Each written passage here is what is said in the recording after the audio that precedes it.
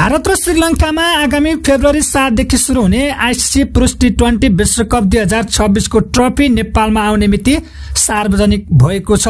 नेपालमा जनवरी 5 देखि 7 अर्थात पुष 21 देखि 23 गतेसम्म ट्रफी टुर कार्यक्रम आयोजना हुने भएको हो। नेपाल क्रिकेट संज्ञानले जारी गरेको विज्ञप्ति अनुसार ट्रफी टुरको विस्तृत तालिका, स्थान तथा विभिन्न गतिविधिहरूको जानकारी छिट्टै अर्को प्रेस विज्ञप्ति मार्फत सार्वजनिक गरिने भएको छ।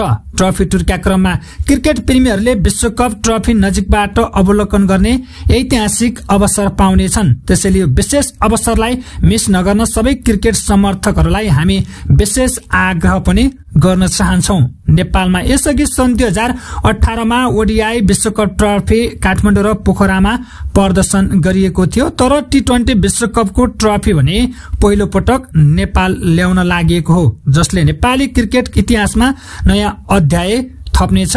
यसपटक ट्रफी टुर कुन कुन शहरमा आयोजना गरिनेछ भन्ने विषयमा क्यानले केही दिनमै जानकारी सार्वजनिक गर्ने जनाएको छ। तपाईहरुको विचारमा ट्रफी कुन कुन शहरमा आयोजना हुँदा अझ सहज र प्रभावकारी हुन्छ? कमेन्ट मार्फत सुझाव दिन सक्नुहुनेछ।